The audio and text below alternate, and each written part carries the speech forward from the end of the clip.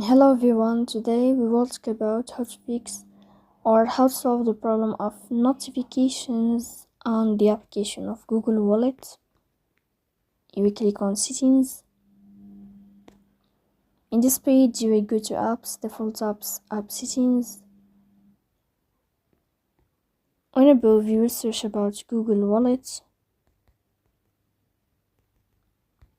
and you will click here. Then this page of app info, you will click on first stop and you will click OK.